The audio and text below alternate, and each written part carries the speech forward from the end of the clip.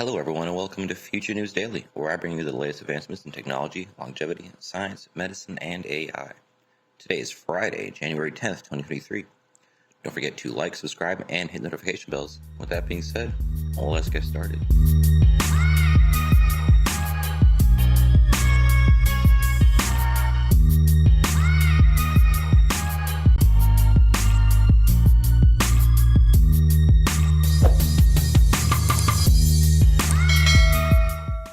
So Urban V aims to develop a Caribbean flying taxi network.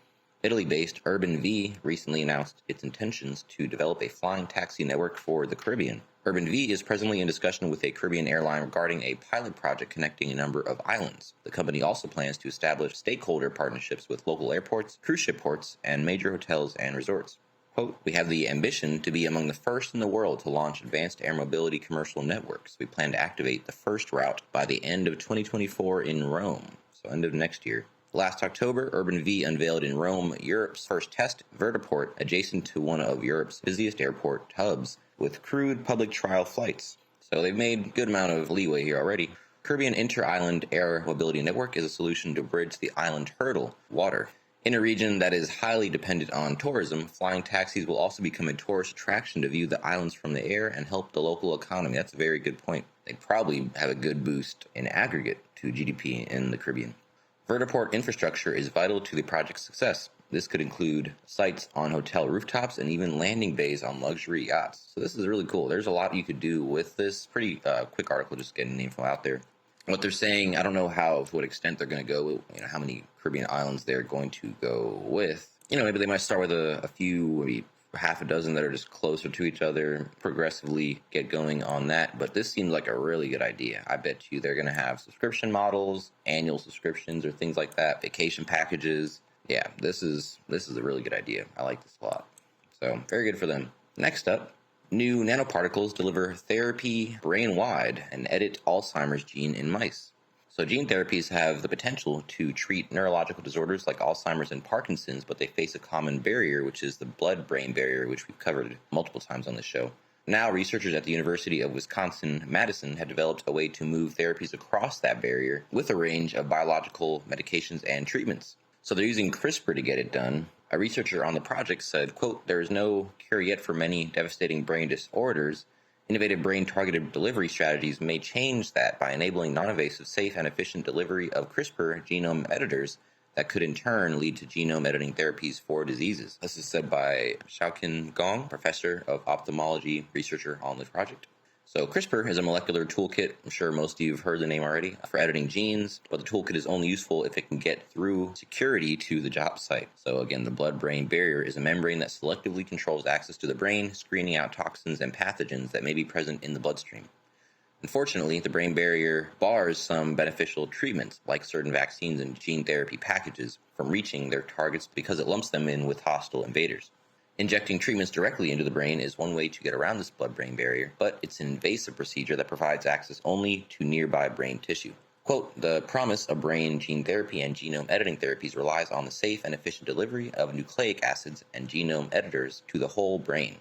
In a study recently published in the journal Advanced Materials, Gong and her lab members, including postdoctoral researcher and first author of the study, Yuan Wang, describe a new family of nanoscale capsules made of silica that can carry genome editing tools into many organs around the body and then harmlessly dissolve.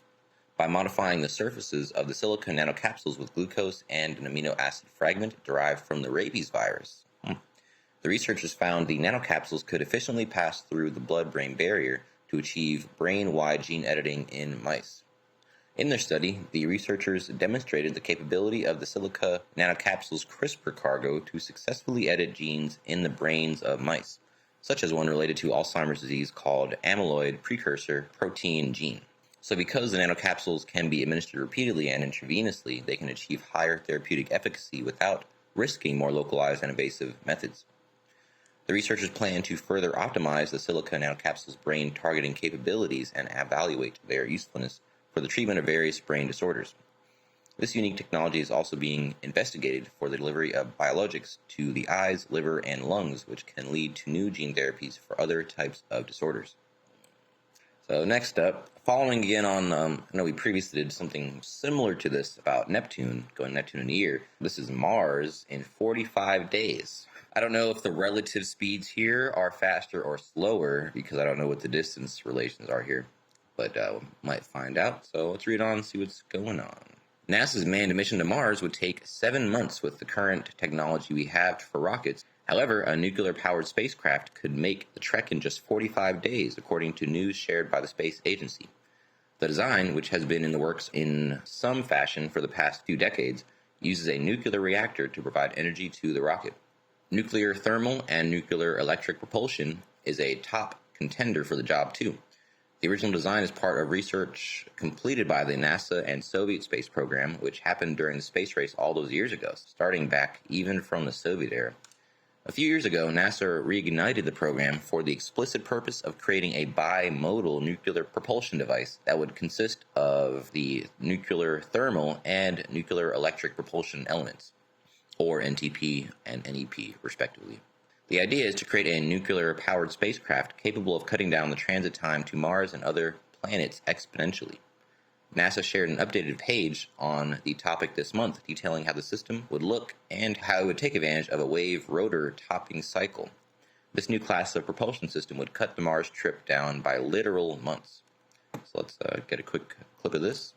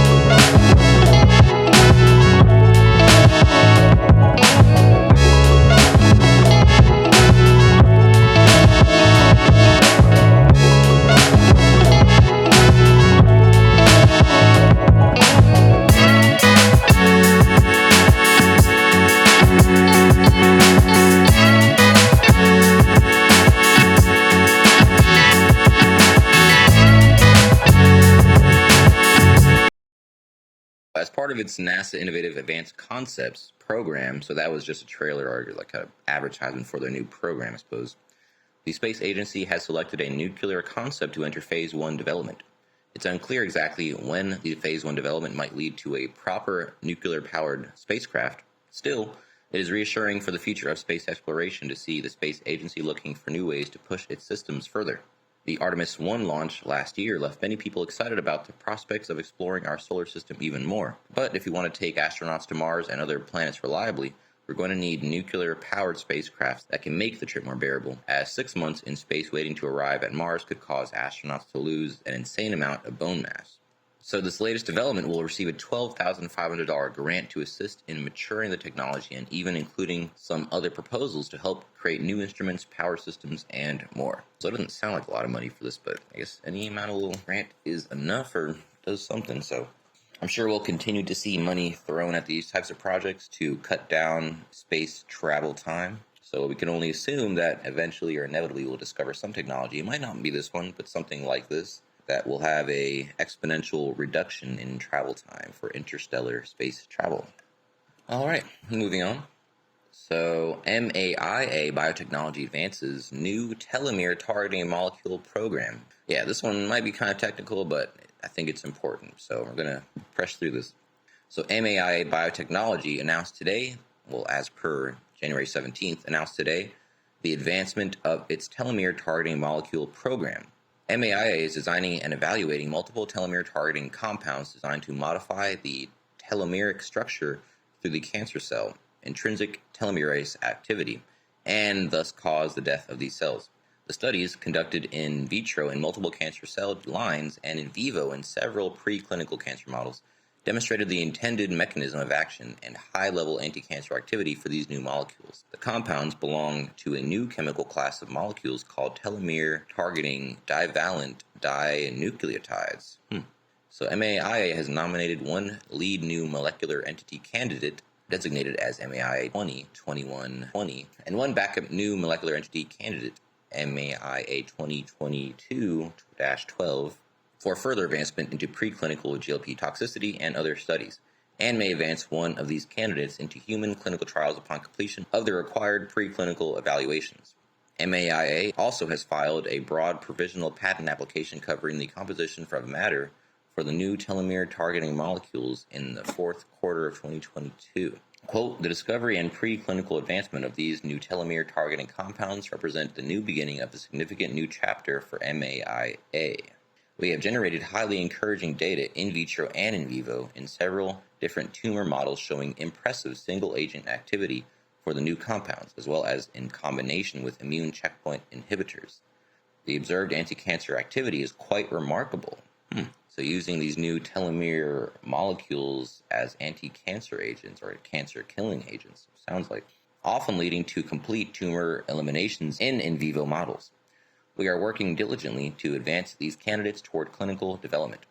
So the project, dubbed T3, is a major step forward as we are generating novel direct telomere altering compounds. We are advancing multiple compounds through comprehensive preclinical development as potential follow-on candidates to our lead therapeutic candidate. So this one is called THIO, THIO, which is currently being evaluated in a phase 2 trial in patients with non-small cell lung cancer. We look forward to announcing further developments of MAIA's proprietary new molecular entity candidates in 2023 and beyond.